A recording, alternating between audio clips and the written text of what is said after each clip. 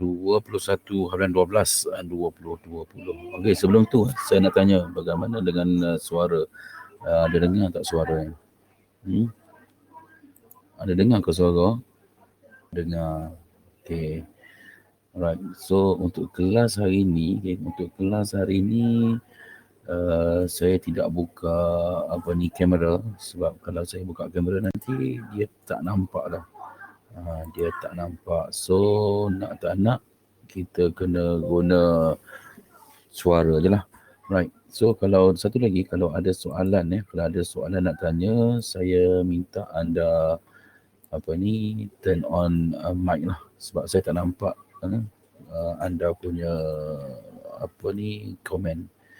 Komen anda tu saya tak nampak. Kalau nak tengok pun saya kena buka balik, kena tengok balik kan. So kalau ada soalan nak tanya, anda boleh turn on mic and then tanya soalan kat saya. Kalau ada apa-apa yang nak tanya ke apa ke, boleh maklumkan secara lisan lah. Okey.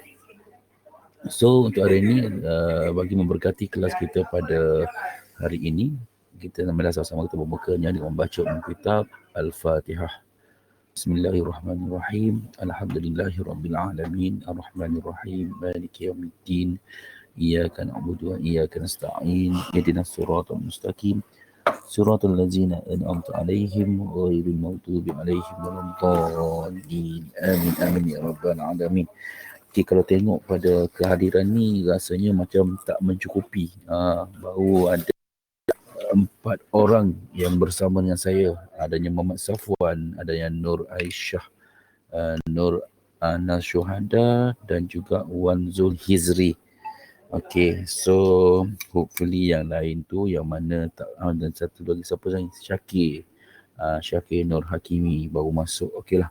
Okay, hopefully mana tak bersama kita pada hari ini, harap-harapnya diorang ikuti kelas secara tak selari lah. Sebab mungkin dia punya line tu tak bagus, line telco tak bagus. So kita maafkan sahaja.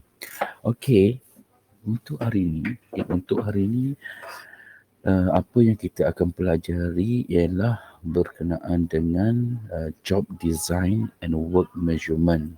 Okay, untuk makluman kepada semua, untuk topik yang kelima, chapter yang kelima, yang ini ianya tidak ada pengiraan. Dia 100% teori saja.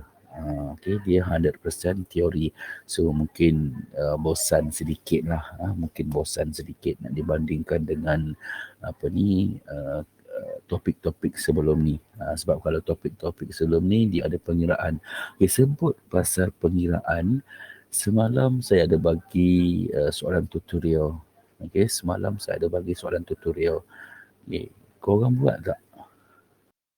Buat tak soalan tutorial semalam?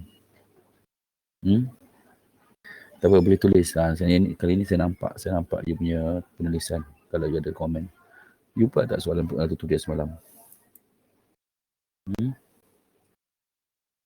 Buat tak soalan tutorial semalam?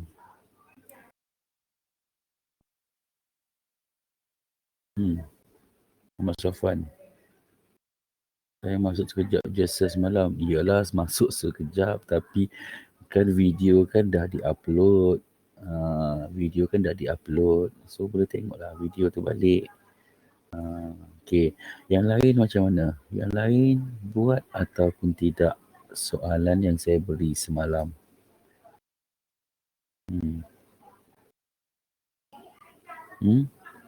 Syakir Nur Hakimi, buat tak? Ada buat tak soalan malam ni semalam? Saya tak buat lagi, saya masuk lewat. Hai, budak-budak ni. Nasib baiklah korang ni duduk kelas saya atas talian tau. Kalau korang duduk kelas depan saya, seorang-seorang aku dah bagi cubitan manja. Untuk lelaki lah, untuk perempuan tak boleh cubitan manja. Masalah pula aku nanti. Okay, so hopefully korang buat saya harap sangat korang buat soalan tu. Sebab kalau kita tak buat soalan tu, kita tak tahu macam mana kaedah teknik dia. Dia ada formula, tetapi dia juga ada teknik yang perlu kita ikuti. Kalau you tak buat, you tak lakukan, you tak buat latihan, kemungkinan anda tidak dapat menjawab soalan-soalan yang akan ditanya dalam midterm exam nanti.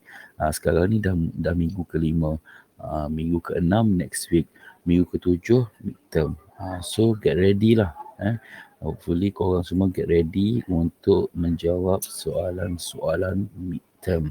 Dan satu lagi makluman minggu hadapan, minggu ke-6 anda perlu menjawab soalan kuis.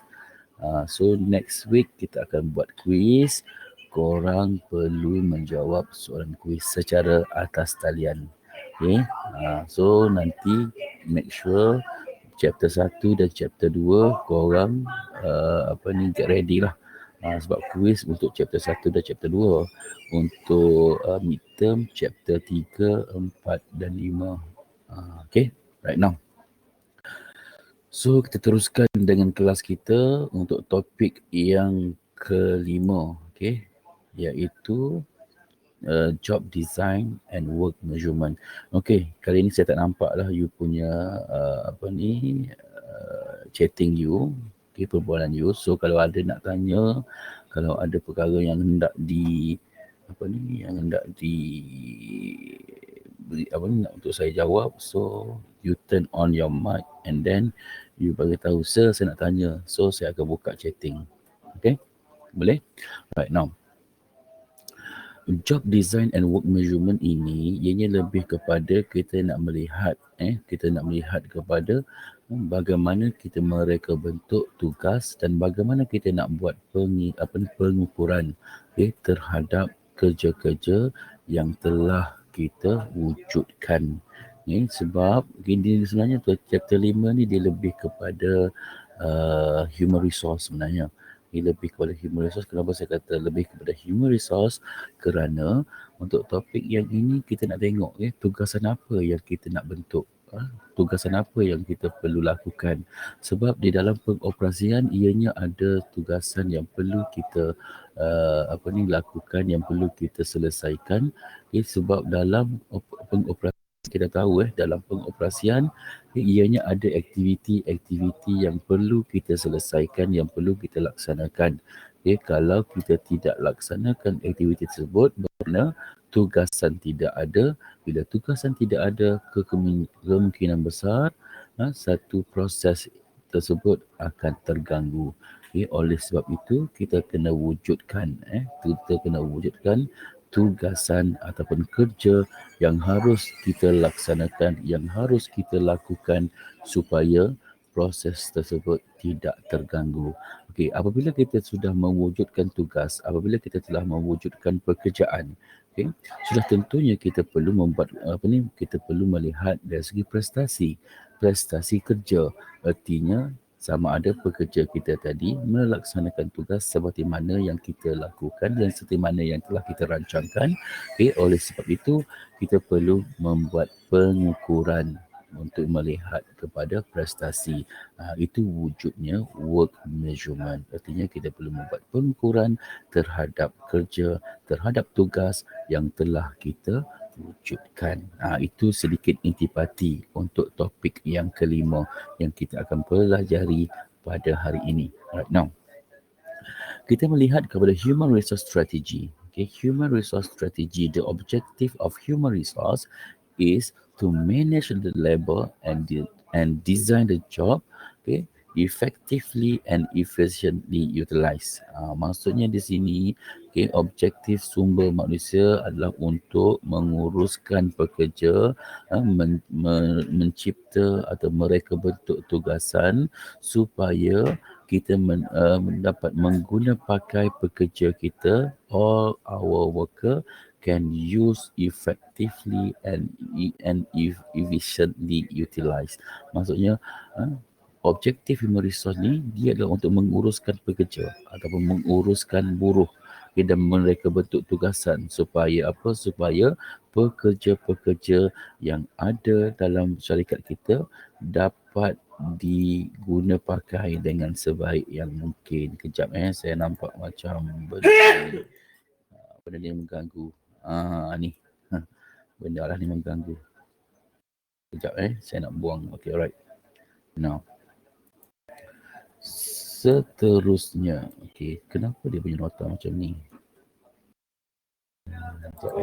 Saya nak kecilkan. Saya rasa dia lari daripada saiz asal ni sebab tu dia jadi macam ni. Okay, then ada satu lagi format layout dia. Kejap. Maafkan saya. Maafkan saya kerana sebenarnya dia disebabkan oleh design ni. Kejap saya tukar design kejap. Kita pakai yang ni. Yang ni nampak sikit. Alright. Okay, nampak dah sikit kan. Okay. Ada soalan ke?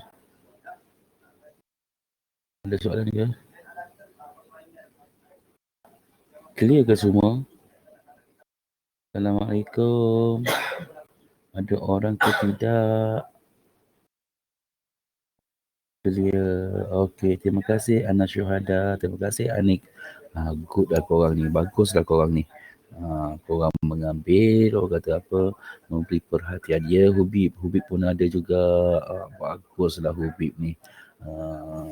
Nasib baiklah kita belajar secara atas talian Hubib. Kalau belajar dengan cara biasa, dengan normal biasa, dah lama aku ajak kau pergi minum air bersama dengan saya. Dah lama kita tidak minum air, berborak-borak. Clear jenis bagus Safwan. Safwan yang berada di Gua Musang. Macam mana dekat Gua Musang Safwan? Air naik dah kau? Tidak menakir sudah lama. Betul, sudah lama kita tidak menakir bersama-sama. Tak apa, insyaAllah lah. Semoga COVID-19 hilang secepat mungkin supaya dapat kita teruskan kehidupan seperti biasa. Okay, so kita teruskan kelas kita. Dah lah nulis lah, saya tak nampak lah you tulis ni. Sebab sekarang saya dah masuk kepada nota saya ni. Okay, now. Ini adalah objective of human resource to manage labor and design jobs so people are effectively and efficiently utilized. Maksudnya objektif pengurusan sumber manusia adalah untuk menguruskan pekerja atau buruh dan mereka untuk kerja supaya people maksudnya pekerja kita lah, supaya pekerja kita dapat digunakan dengan cekap dan dengan sempurna secara menyeluruh.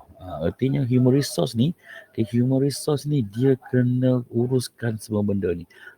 Objektif dia adalah untuk menguruskan pekerja dan mereka bertugasan supaya pekerja-pekerja yang ada di dalam syarikat dapat digunakan dengan sebaik yang mungkin.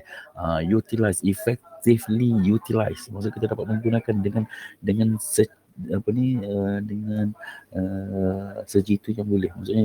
Maksudnya tidak ada sebarang kerugian ataupun keciciran di dalam sumber manusia. Okay, now seterusnya kita melihat kepada labor planning. Okay, perancangan buruh. Okay, labor planning is determining staffing that deal with employment stability, work schedule and work role.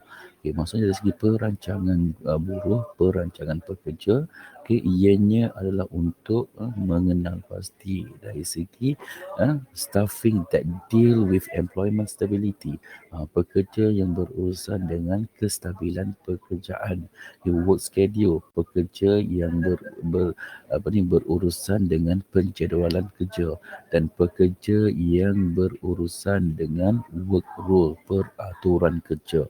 Maksudnya di sini dalam perancangan buruh, kita perlu memastikan setiap pekerja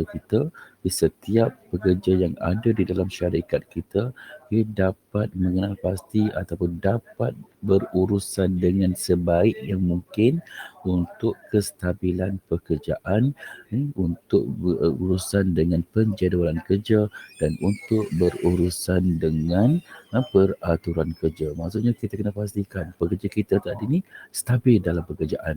Maksudnya stabil dalam pekerjaan ni macam macam mana? Maksud stabil dalam pekerjaan, erti kata lain, kita sebagai organisasi, the owner of the company, kita perlu pastikan pekerja kita tadi mencukupi.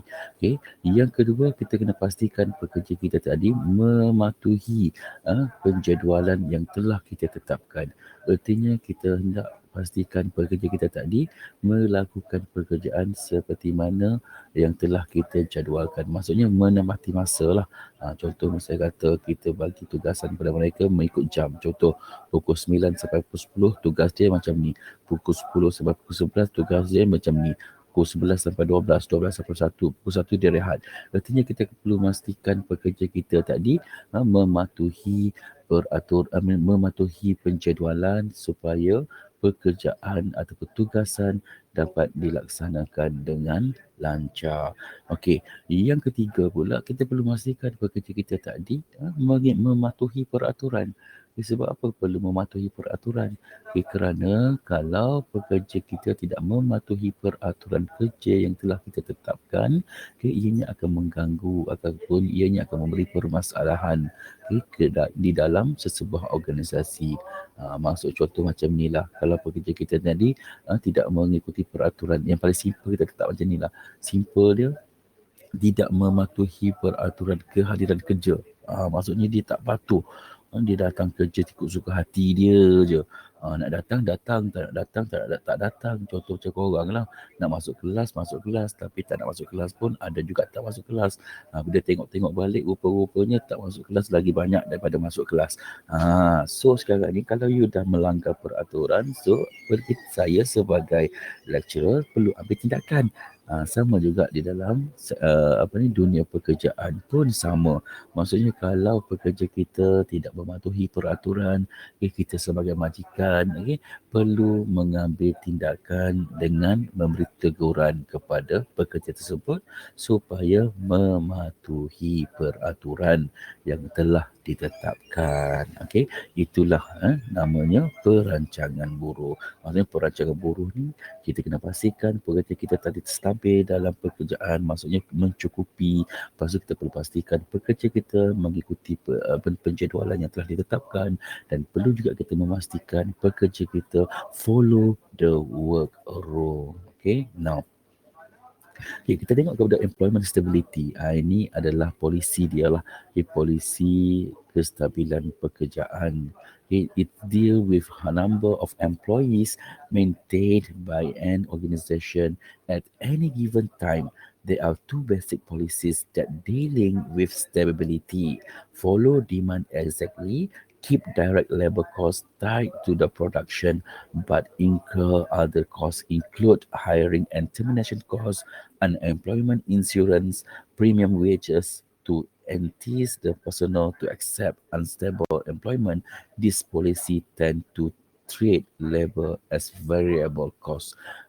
Maksudnya di sini dalam kita berurusan kestabilan pekerjaan, ianya perlu melalui dua basic policy. Dia ada dua basic policy yang perlu kita titik beratkan. Yang pertama, sama ada kita menggunakan pakai follow demand exactly, ataupun yang kedua whole employment. Apa perbezaan di antara kedua-dua polisi ini? Kedua-dua polisi ini ianya melihat kepada keperluan pekerjaan ataupun kemampuan kepada majikan. Kalau follow demand exactly, follow demand exactly ni maksudnya keperluan pekerja melihat kepada keperluan. Contoh misal kata, pada contoh kita cakap macam ni lah, pada tahun 2019 contoh. Pada tahun 2019 pekerja kita perlukan pekerja sebanyak 20 orang. Kerana apa? Kerana setiap orang pekerja menghasilkan 100 unit contoh. So kalau kita kata 20 orang, erti kata lain, kita perlu menghasilkan sebanyak 2,000 unit. Right. So tiba-tiba bila masuk tahun 2020, tiba-tiba permintaan barangan drop daripada 2,000 pada 1,500 contoh. So bila 1,500, bila permintaan 1,500, erti kata lain, kalau kita memakai polisi yang pertama, follow demand exactly, kemungkinan besar pekerja tadi akan turut sama berkurang. Maksudnya Kalau kita tahu seorang pekerja menghasilkan 100, so kalau 20 orang pekerja menghasilkan 2,000. So kalau tahun 2020, tiba-tiba permintaan jatuh daripada 2,000 kepada 1,500. Okay, erti kata lain, jumlah pekerja pun turut sama akan berubah. Maksudnya daripada 20 orang pada tahun 2019, okay, pada tahun 2020, penggunaan pekerja akan jatuh daripada 20 kepada 15 orang sahaja. Itu maksud follow demand exactly. Sebab itu dia kata kalau kita menggunakan pakai polisi follow demand exactly, okay, the wages to entice the personnel to accept unstable employment, these policies tend to treat labor as variable cost. Maksudnya polisi ini dia mencenderungkan keadaan buruh itu sebagai kos berubah. Maksud kos berubah, that means merubah mengikut permintaan lah. Kalau permintaan 2,000, pekerja pun 20 orang. So kalau permintaan 1,500, pekerja pun 15 orang. Itu maksudnya variable cost, kos berubah bergantung kepada permintaan. Itu kalau kita menggunakan pakai polisi yang pertama. Okey, kalau kita menggunakan pakai polisi yang kedua iaitu whole employment. Okey, whole employment ni maksudnya kita menyimpan pekerja. Okay, maintain a trained workforce and keep hiring, termination and unemployment cost to a minimum. Maksudnya untuk whole employment ni, kita mengekalkan dari segi latihan kepada pekerja dan sentiasa membuat pengambilan pekerja dan sentiasa membuat pembuangan pekerja dan sentiasa membayar kos tidak bekerja, tapi ianya paling minimum. Maksudnya kita tidak membuang pekerja dengan kerap. Tidaklah, maksudnya kita buat pembuangan pekerja itu secara minimum. Maksudnya kadang-kadang ada, kadang-kadang tak ada. Okay. Now, however, with employment held constant, employee may not be fully utilized when demand is low and the firm may not have human resource it need when demand is high. Maksudnya di sini walau bagaimanapun kalau kita menggunakan pakai whole employment, okay, kemungkinan besar ianya akan terjadi, okay, pekerja tadi tidak mencukupi apabila permintaan tinggi dan pekerja tidak dapat digunakan dengan sepenuhnya apabila permintaan rendah. Sebab kita sekarang ni kalau kita menggunakan pakai polisi yang kedua ni, ibarat kata kita mengekalkan pekerja. Okey, kita ambil contoh tadi juga. Kita ambil contoh tahun 2019, jumlah pekerja 20 orang. Okey, now so kalau 20 orang kita tahu 20 orang boleh menghasilkan 2,000 unit. So pada tahun 2019 tu kita fully utilize sebab kita boleh menggunakan pakai keseluruhan pekerja kita untuk menghasilkan 2,000 unit. Tetapi bila masuk tahun 2019 tiba-tiba permintaan 1,500. So kalau permintaan 1,500, erti kata lain kita ada 5 orang pekerja yang tidak ada tugasan.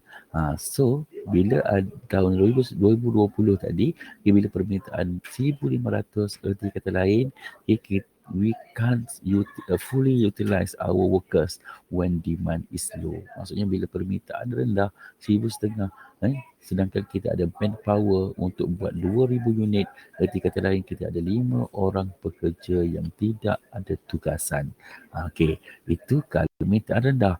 Kalau permintaan meningkat, contoh misalnya kata pada tahun 2021, pada tahun 2021 permintaan meningkat daripada 1,500 pergi kepada 2,500 contoh.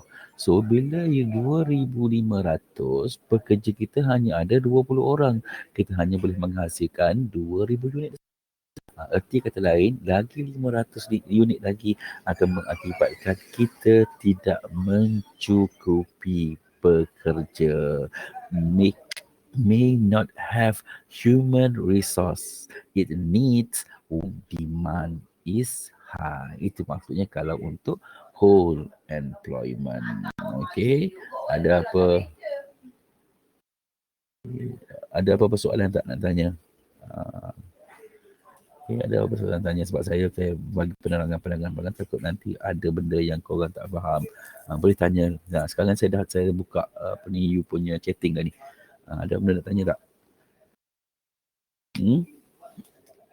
Tak ada. Faham lagi setakat ni ya. Okey, sebab sekarang ni kita belajar pasal teori tau. Pasal teori ni maklum sajalah. Maklum sajalah teori ni dia banyak penceritaan, dia banyak memberitahu pasal-pasal teori-teori saja. So, harap-harap korang jangan tidur janganlah tidur. Sebab kadang-kadang saya buka juga ni kat chatting, saya tengok korang ada ke tak. Korang alert ke tak, saya panggil nama, korang alert ke tak. Beres lagi ni sir. Bagus, kalau beres lagi tak apa. Kita teruskan lagi. Okay, now kita lihat pada work schedule. Okay, work schedule. Okay, dalam work schedule ni, dia sebenarnya melihat kepada penjadualan kerja. Di sebenarnya ada 4 penjadualan kerja yang boleh kita guna pakai. Okay, iaitu standard work schedule, flexi time, flexi work week dan part time. Okay, kalau standard work schedule ni, okay, biasanya kita tahu pekerja dia bekerja 8 jam satu hari, 5 hari dalam seminggu. Itu standard work schedule. Artinya pekerja perlu bekerja dengan sesebuah syarikat selama 8 jam satu hari dan dalam satu minggu dia perlu bekerja 5 hari sahaja. Itu standard work schedule. Kalau keadaan yang kedua, flexi time. Flexi time ni a system that allow employee within prescribed the limit to determine their own schedule. Kalau untuk flexi time ini pula, pekerja diberi kebenaran untuk bekerja pada bila-bila masa tetapi ianya harus mencukupi 40 jam dalam satu minggu. Sebab kita tahu satu hari 8 jam. Kalau 5 hari, 8/5 bersamaan dengan 40 jam. So kalau flexi time ni, pekerja dia bebas untuk bekerja pukul berapa sekalipun asalkan cukup 40 jam dalam satu minggu. Okay. Kalau untuk, sorry. Kalau flexi time ni, bukan macam tu, dia yang saya sebut tadi itu untuk flexi work week. Dia maksud flexi time ni, dia bebas untuk bekerja dalam nak mula pukul berapa, tak ada masalah.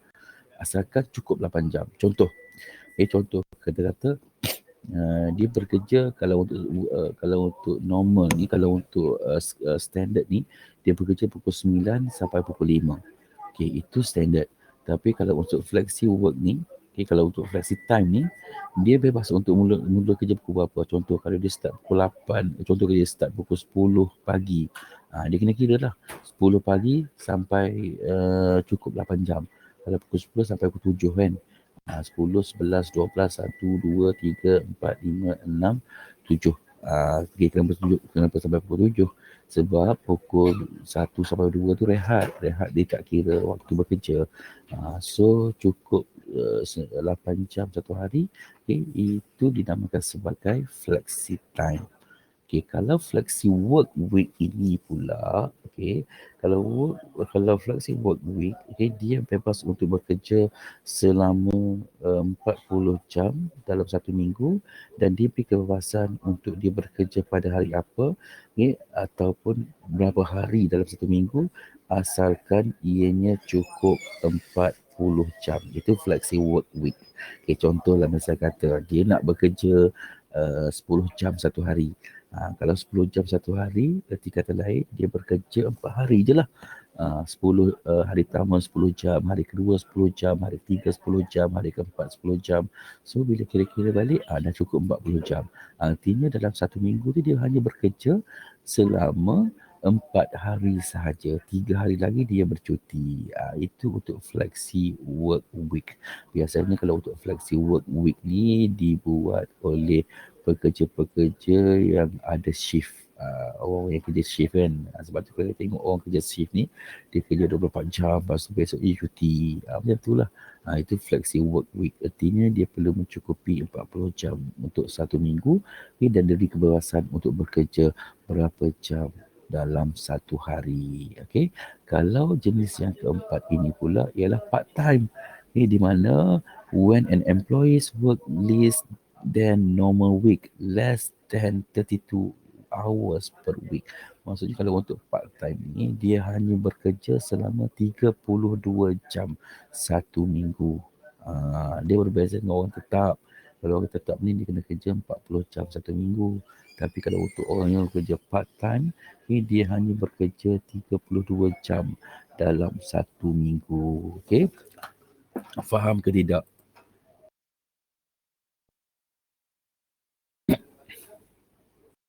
Faham. Baguslah. Right. Teruskan lagi kita teruskan lagi. Tak apa, nanti pukul 11 nanti kita rehat. Ataupun sebelum pukul 11 nanti kita rehat dulu. Rehat dalam 10 minit ke kita rehat. Jangan salah, jangan risau-risau lah. Jangan risau-risau. Kalau rasa mengantuk lepas ni kita rehat. Saya bagi masa untuk korang rehat. Okey, seterusnya. Bila saya sebut seterusnya tu saya tak baca dah korang punya chatting. Sebab saya dah buka paparan nota. Okay, work rule. Okay, ni yang ketiga, work rule. Okay, many organizations have strict job classification and work rule that specify who can do what, when they can do it, and under what condition they can do it. Often as a result of union pressure. Okay, maksudnya di sini dari segi peraturan, okay, kebanyakan syarikat ni dia strict dalam pengkelasan tugas. Maksudnya dari segi untuk melaksanakan tugas tu dia dah bagi tahu siapa yang buat benda ni, bila dia perlu buat dan dalam keadaan apa yang mereka boleh buat. Ini semua telah ditetapkan oleh organisasi dan kebiasaannya ianya bergantung kepada tekanan daripada kesatuan pekerja. Maksudnya kesatuan pekerja ni dia dah maklum dah. Okey, untuk tugasan ni orang ni kena buat. Dalam keadaan ni tak boleh buat kerja. Dalam keadaan macam ni boleh buat kerja. Biasanya kesatuan pekerja ni dia akan bagi tahu, dia dah bagi tahu dah. Artinya organisasi ni dia dia kena ikut jugalah. Dia kena ikutlah kesatuan pekerja. Kenapa dia perlu ikut? Kerana kalau dia tak ikut akan jadi masalah kepada organisasi. Sebab organisasi, kerja-kerja dalam organisasi, kerja-kerja dalam syarikat ianya dibuat oleh pekerja. Artinya kesatuan pekerja ni dia ada power. Dia hebat lah, dia ada power lah. Dia boleh pastikan syarikat mendengar kata-kata dia. Tapi tengok jugalah kalau misal kata arahan yang diberi ataupun apa yang dikendaki oleh pekerja tu melampau sangat, company tak akan ikut juga. Contoh misal kata dia minta bonus 10 bulan gaji. Adakah kita nak bagi 10 bulan gaji nak bagi kat pekerja kita? Matilah kita. Nampak tak? Tapi kalau perkara-perkara lain tu dia akan patuhi lah, dia akan ikut. Okay. This job classification and work role restrict employees' flexibility on the job within in terms of flexibility of the operation function. Maksudnya di sini kalau segi pengkelasan kerja ni dia melihat kepada fungsi-fungsi yang ada di dalam pengoperasian. Arti kata lain, organisasi perlu mencari kaedah yang bersesuaian untuk mereka berikan kepada pekerja supaya pengoperasian tadi dapat berfungsi dengan baik. Okay. Now, seterusnya kita melihat kepada job design. The job design specify the task that constitute a job for an individual or a group. There are 5 components of job design. Dia ada 5 komponen. Dia ada 5 komponen di dalam job design. Maksud job design ni kita nak mengenal pasti apakah tugas-tugas yang perlu dibuat oleh individu ataupun tugas-tugas yang perlu dibuat secara berkumpulan. Untuk kita mereka bentuk tugas, ianya ada 5 komponen yang perlu kita tahu, iaitu job specialization, job expansion, physiological component, self-directed team and motivation. Okay, kita tengok satu persatu. Kalau job specialization, berbelit lidah saya. Nampak sangat nak kena rehat lah tu. Lepas ni kita rehat. Bukan setakat korang je yang kena rehat. Saya pun kena rehat juga. Saya pun kena rehat juga. Maklumlah kita ni manusia. Alright. Okay. Job specialization, the division of labor into unit of special tasks. On the other hand, breaking job into small component part and assigning specialists to do each part. Maksudnya kalau untuk job specialization ni, kita membahagikan pekerja mengikut satu unit. Maksudnya into a unique or special task. Maksudnya kita membahagikan pekerja-pekerja kita, buruh-buruh kita kepada tugasan-tugasan yang istimewa. Maksudnya tugasan yang orang lain tak boleh buat, dia seorang je boleh buat. Ataupun dengan kata lain, kita memecahkan tugasan kepada komponen yang lagi kecil. Okay, and then assign specialist to do each part, dan kita menetapkan orang yang ada kepakaran untuk melaksanakan tugasan tersebut. Maksudnya kita tengok, contohlah kita ambil contoh macam ni. Kita nak buat sebiji kek.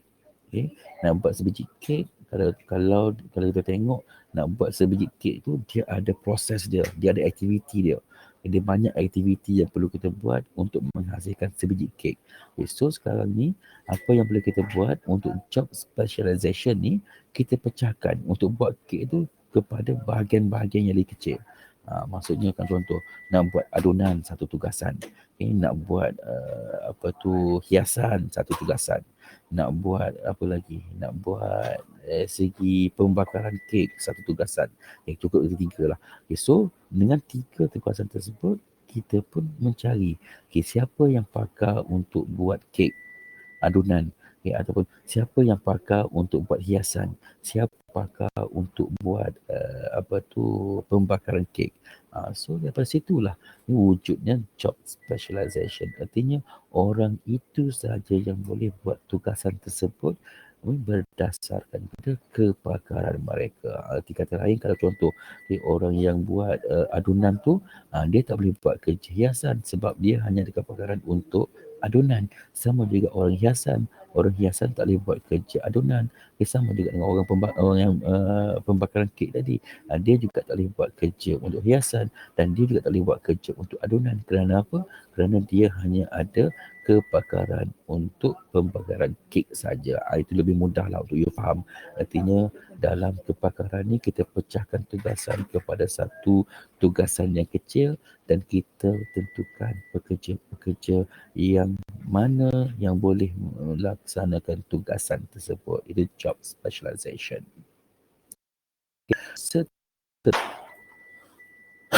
Okay. Walau bagaimanapun, dalam job specialization dia ada advantage dan disadvantage dia.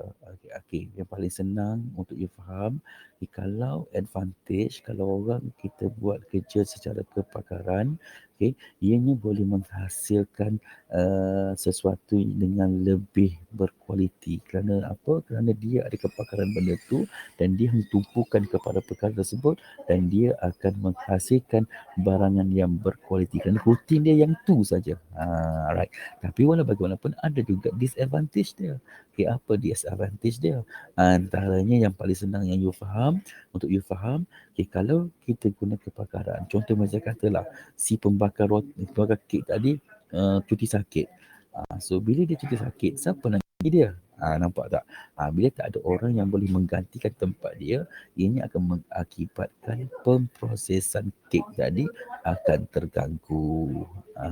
Itu maksud dia. Maksudnya bila kita buat kepakaran, memanglah nampak macam bagus, tapi ada juga kekurangan dia.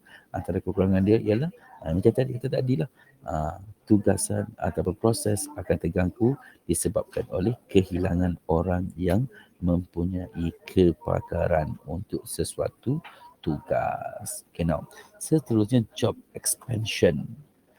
Job expansion ini involves the process of adding more variety to job. Adding. Maksudnya job expansion ni kita menambah kepelbagaian tugasan. It was designed to reduce burden associated with labor specialization. Maksudnya job expansion ni kita nak mengelak daripada berlakunya sekatan di dalam kepakaran tugas yang ada pada labor. Maksudnya kita membuat penambahan, kita tambah tugas-tugas lain kepada kerja-kerja hakiki dia. Dan di dalam job expansion ni, dia ada 4 kaedah. Sama ada job enlargement, job enrichment, ataupun job rotation, ataupun employee empowerment. Ini adalah kaedah-kaedah dia lah. Ini untuk you faham, kalau untuk job expansion ni, kita membuat penambahan tugasan kepada pekerja. Maksud contoh macam kata saya sebagai pensyarah, saya ditugaskan juga untuk buat pemasaran, ditugaskan juga untuk jadi sebagai customer service. Itu adalah job expansion. Okay. Okay. Okay. Seterusnya, psychological component. Okay. The individual in the organisation have value, attitudes and emotion that affect job role.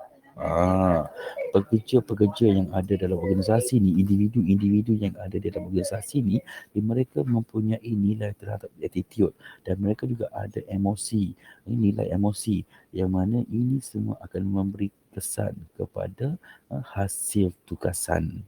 Okay. For an example, work is a social experience that affect belonging needs. Pada contohlah, orang yang bekerja di dalam sosial, okay, ianya juga akan memberi kesan kepada kemahuan yang dimiliki oleh mereka. Maksudnya, okay, ini sebagai contohlah maksudnya pekerja-pekerja ni, okay, mereka ni ada attitude, mereka ni ada emosi dan emosi dan attitude mereka ini akan memberi kesan kepada hasil tugasan, hasil kerja yang mereka berikan kepada organisasi.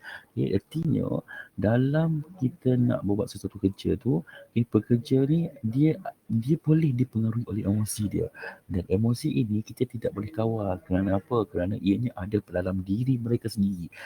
So kita sebagai organisasi, kita sebagai the owner of the company, we must to know how to manage or how to helping our workers supaya emosi mereka tidak memberi kesan yang buruk kepada hasil tugasan kepada syarikat kita.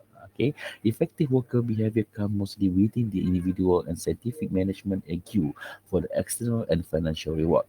This argument was first examined in How Tone Studies. Okay, dia sebenarnya dia ada kajian. Dia ada kajian yang mana sebab orang kata, ada orang kata pekerja ni dia dipengaruhi oleh ganjaran kewangan ataupun ganjaran luar atau perkara apa ni, the external rewards.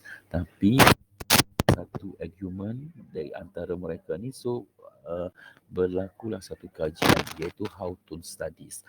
Maksud How Tone Studies ni, di mana kajian tersebut dibuat berdasarkan kepada level of pencahayaan lampu. Dia cuba buat, contoh dia kata, dia letak 10 ni saya cerita baliklah bagaimana kajian itu dibuat. Contoh dia letak 10 orang pekerja. 10 orang pekerja tu first kali dia buat lampu dipasang dengan cerah. Maksud level lampu kita katalah 5 level, 5, 4, 3, 2, 1. Pada tahap yang kelima, dia tengok macam mana orang bekerja. And then bila sampai satu masa dia turunkan kepada 4. Dia tengok pula. And then bila lama sikit dia turun kepada 3. Lama sikit kepada 2 dan kepada 1. Maksudnya suasana pekerjaan tadi, ianya melihat kepada level pencahayaan. So bila dia tengok balik result, rupa-rupanya pekerja ni akan bekerja dengan bersungguh-sungguh apabila lampu dibuka dengan terang. So bila masuk kepada peringkat yang ketiga, pada peringkat keempat tu dia masih sama lagi dengan yang kelima. Bila masuk peringkat yang ketiga, pekerja semakin menurun. Apa sebenarnya yang dia dapat? Daripada conclusion tersebut, increased productivity was due to workers receiving attention. Maksudnya pekerja-pekerja ni akan memberi perhatian akan buat kerja dengan bagus apabila adanya pemerhatian daripada majikan. Artinya dianggap bila lampu tu cerah tu, dia rasa macam majikan aku tengok aku aku buat apa, so aku kerja baik-baik, aku kerja dengan betul. So bila dah turun kepada peringkat ketiga tu, dah gelap sikit ni, pekerja majikan tak nampak aku dah. Bila masuk peringkat yang satu, tak apa, majikan tak nampak aku dah. Itu maksud How to Studies. Maksudnya kajian tersebut dianya dapat satu keputusan di mana pekerja akan buat bekerja dengan baik, produktiviti akan meningkat apabila adanya attention daripada majikan.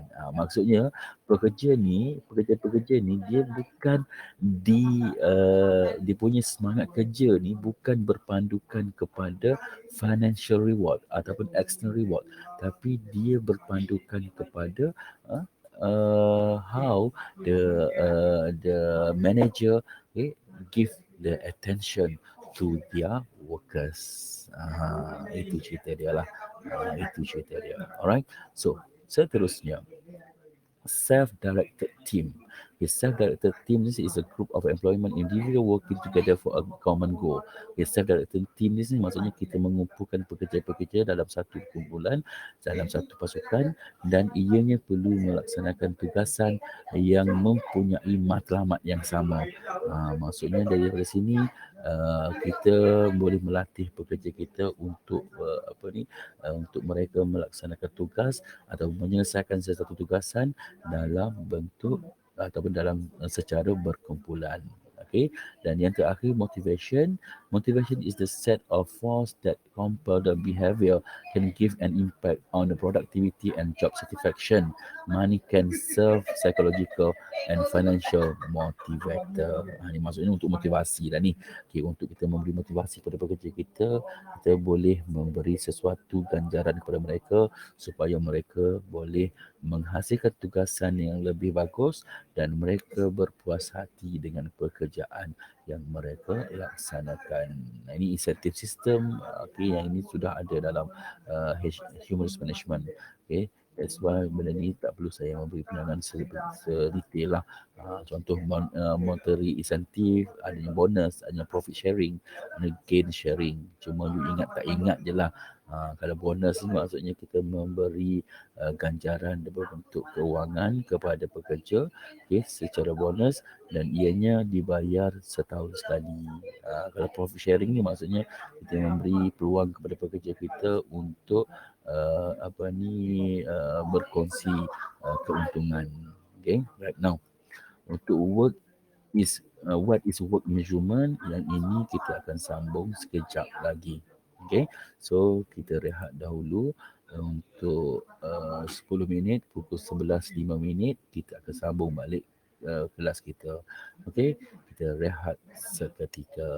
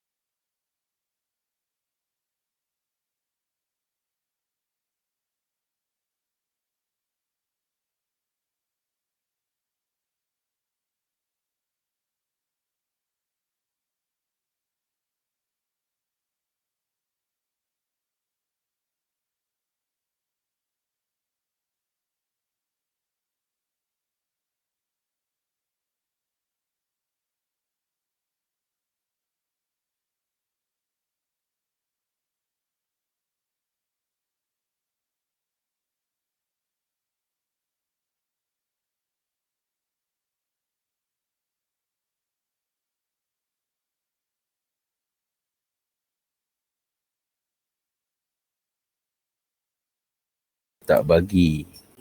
Ni rehat je terus dia tak kasi kita bercakap. Okey, tak apalah. Alhamdulillah lah. Dah okey semua. Artinya boleh kita mulakan balik lah. Boleh kita mulakan balik kelas kita untuk hari ini. Alright. So, kita teruskan dulu kelas kita. Okey, korang semua dah ready ke macam mana ni? Okey tak?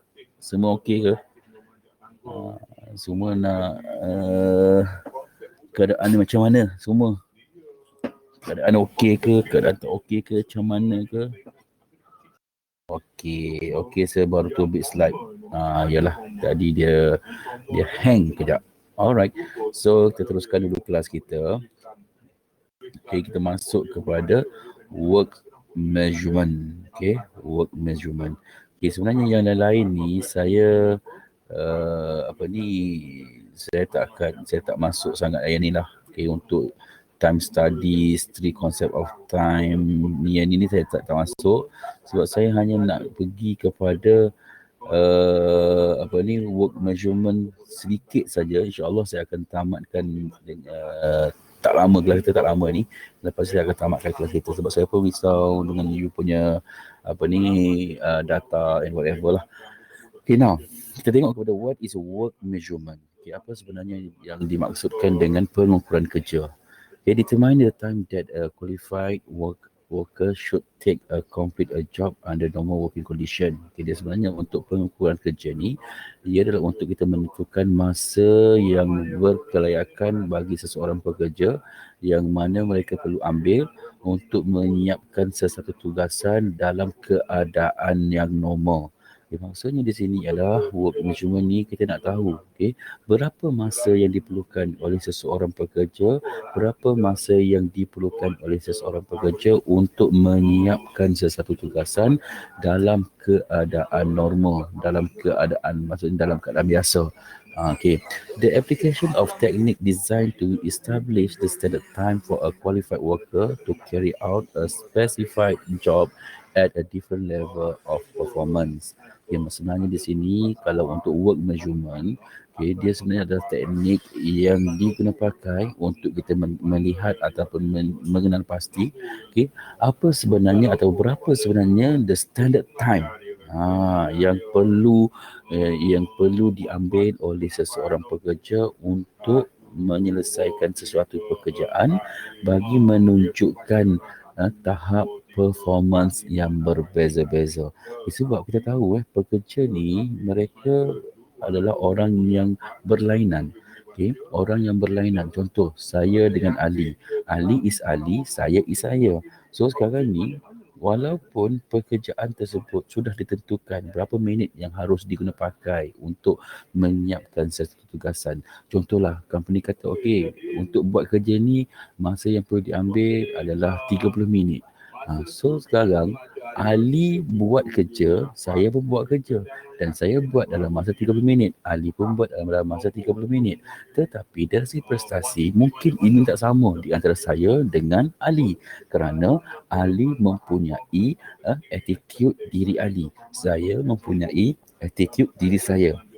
Arti kata lain, apabila saya melaksanakan tugasan, prestasi saya dengan Ali tidak akan sama walaupun masa tugasan tersebut adalah sama. Yang itu yang kita perlu cari, yang itu yang harus kita ukur untuk melihat prestasi kerja berdasarkan kepada masa yang telah ditetapkan untuk penyiapan sesuatu tugasan.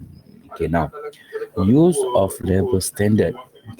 Costing labor content of product, planning and staffing needs, cost and time estimate for the bids, planning production, wages incentive plan, employee efficiency. Maksudnya di sini kita nak dari segi penggunaan piawaian pekerja. Untuk penggunaan piawaian pekerja, ianya melibatkan kos. Kos apa? Kos labor content of product. Maksudnya kos buruh berpandukan kepada penghasilan barangan. Maksudnya macam saya kata tadi lah, lagi ramai pekerja, lagi tinggi pembayaran gaji. And then planning and staffing needs. daripada penggunaan labor standard, kita boleh membuat perancangan dan buat perancangan terhadap keperluan pekerja.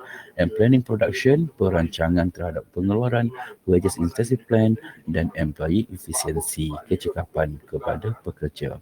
Source of labor standard. Tadi kita pakai labor standard. Sekarang kita melihat kepada sumber. Sumber terhadap piawaian pekerja.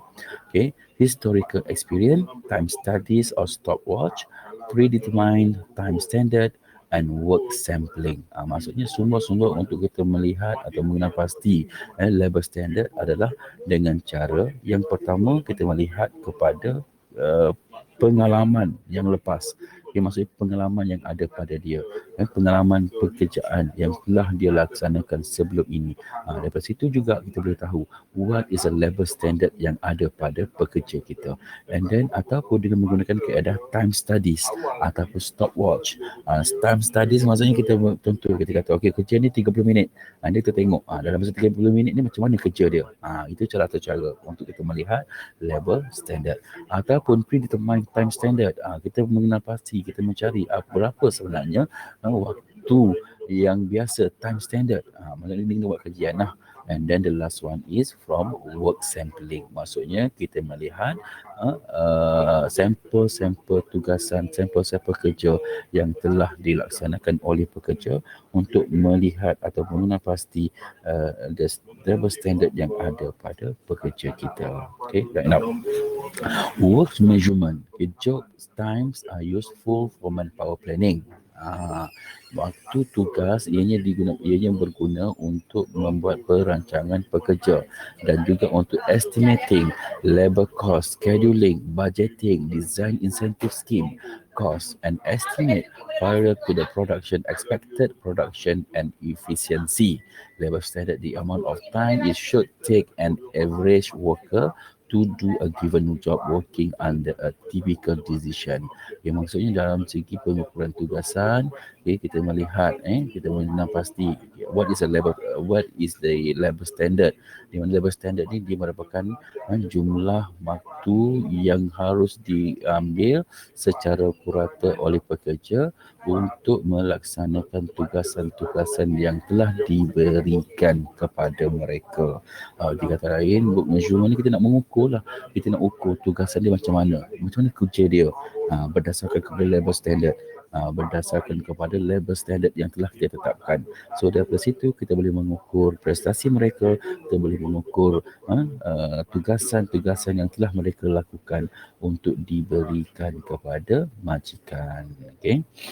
The definition assume that the worker have the required knowledge, skill and attitude and attribute that necessary to carry out the job. Maksudnya definisi work measurement ni adalah kita menganggap bahawasanya pekerja ini, our workers, mempunyai pengetahuan, mempunyai kemahiran, mempunyai attitude, dan mempunyai attribute yang bersesuaian yang diperlukan untuk melaksanakan sesuatu tugas. The worker is expected to work without over-exertion throughout the normal duration of work period.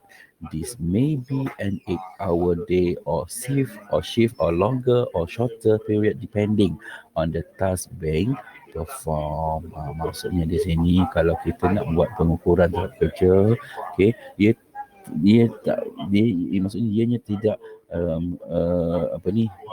dari segi performance tu ianya akan lihat sama ada kita bagi kerja dia secara dia bekerja dalam 8 jam atau dalam bentuk shift ataupun longer atau shorter tu untuk melihat prestasi yang dilaksanakan oleh pekerja. Apa sebenarnya objektif of work measurement ni sebenarnya? Apa sebenarnya objektif? Kenapa kita perlu buat work measurement? Sebenarnya objective for the work measurement is the ultimate objective of work measurement is to establish a standard time.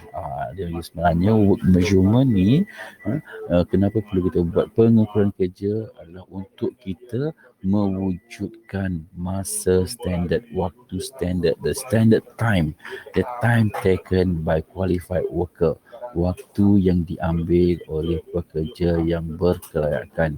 Apa maksud pekerja yang berkelayakan?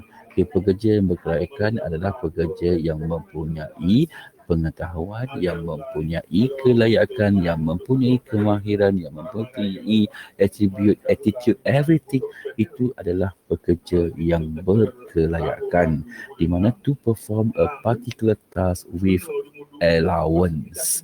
Maksudnya sini work measurement ni, objective work measurement adalah untuk kita mengenal pasti berapa sebenarnya time standard untuk for them to settle down all the workers, all the job, all the tasks. Maksudnya kita nak buat pengukuran kerja ni adalah untuk mengenal pasti berapa sebenarnya waktu atau masa standard untuk mereka guna bagi menyiapkan sesuatu tugasan, di mana tugasan mereka ini perlu tugasan mereka ini mempunyai pembayaran allowance. Sebab kita nak bagi allowance kan, nak bagi duit. Dia nak bagi duit ni, kita sebagai majikan, kita kena tahulah what is the standard time yang perlu mereka ikut. Dalam waktu berapa, dalam berapa minit, dalam berapa hari yang perlu mereka guna untuk siapkan tugasan. Sebab bila kita nak keluarkan duit, kita nak pastikan mereka mematuhi piawaian-piawaian yang telah ditetapkan. Itu pentingnya ada work measurement, dan itu merupakan objektif of work measurement. Okay. Who is qualified worker? Ini saya dah bagi tahu dah tadi. Siapa sebenarnya pekerja yang berkelayakan? A person who has necessary physical and mental attribute and at the same time must have skill to perform the job. Maksudnya orang yang mempunyai sesuatu ataupun necessary physical atau mental yang mereka perlu berikan. Okay. Pada masa sama juga mereka mempunyai kemahiran dan untuk melaksanakan tugasan. Itu maksud qualified worker. It's not based on the fast worker or slow worker. Maksudnya qualified worker ni dia bukan bergantung kepada orang yang kerja cepat atau orang kerja lambat, tetapi orang yang mempunyai kemahiran.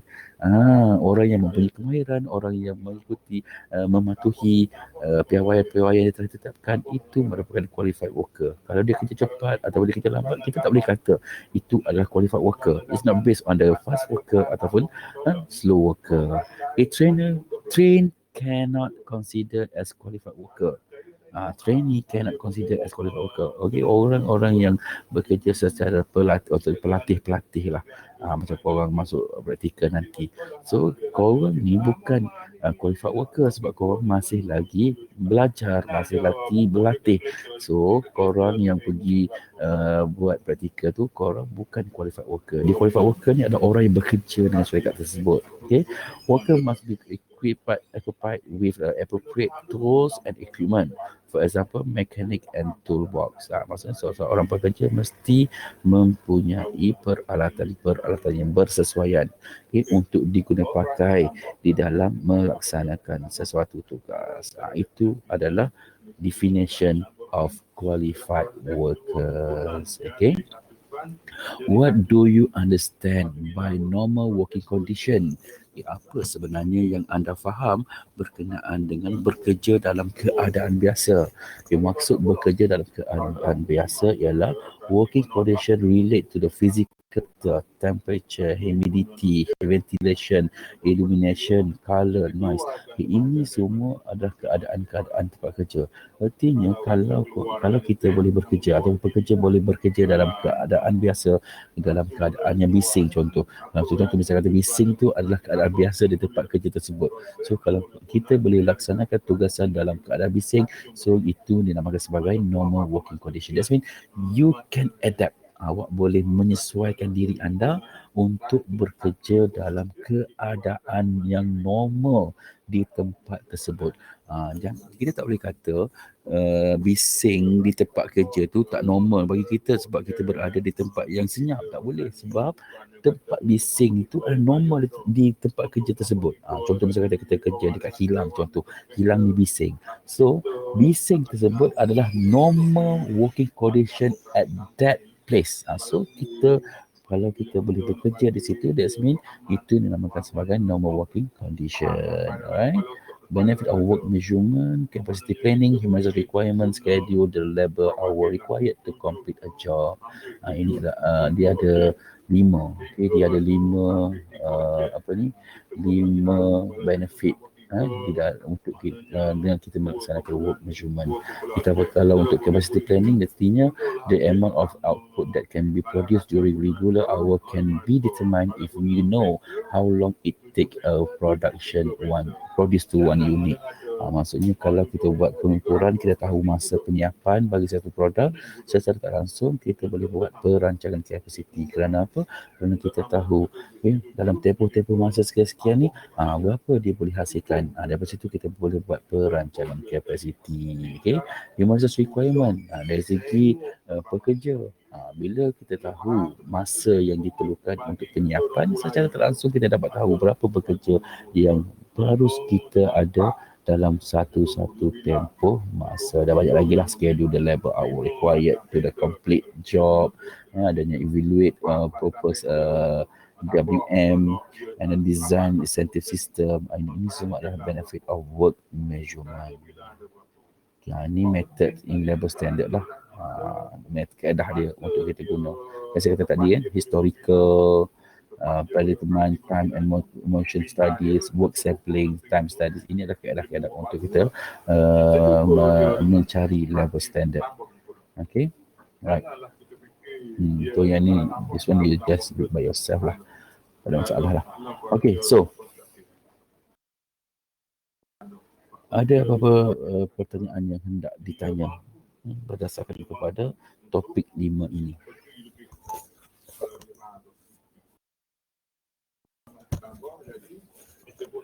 Halo, ada orang hidup. Okey, ada orang, ada soalan nak tanya.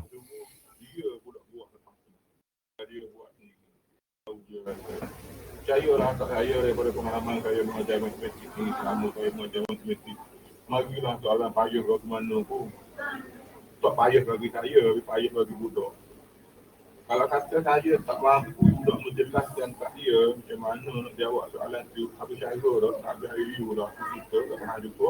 Nak sekali kata hari dia bagi depan. Saya tak tubik slide. Okey, kalau Aisyah tak tubik slide, maknanya line awak tak wallet. Tapi tak apalah, saya rekod semuanya, nanti tengok balik Dia tengok balik video yang saya upload dalam oleh. Alright, so kalau tak ada apa-apa, insyaAllah kita jumpa lagi the next class, itu next week. So saya ingatkan kepada sesiapa yang masih lagi tidak menonton video-video dan tidak menghantar tutorial 2 dan 3, sila buat demikian. Dan kalau nak hantar tu, maklumkan kepada saya secara personal dan bagi tahu alasan dia kenapa dia tak hantar. Sebab baru ada 11 orang saja yang menghantar. Kelas ni ada 21 orang. Bermakna kata ada 10 orang yang tak menghantar tutorial 2 dan 3. Dan tutorial 4 pastikan korang buat, and then kalau tak faham tanya. Alright, so that's all for today. Jumpa lagi lain masa lain ketika. Akhir kalam, wabillahi taufiq wal hidayah. Wassalamualaikum warahmatullahi taala wabarakatuh. Bye bye.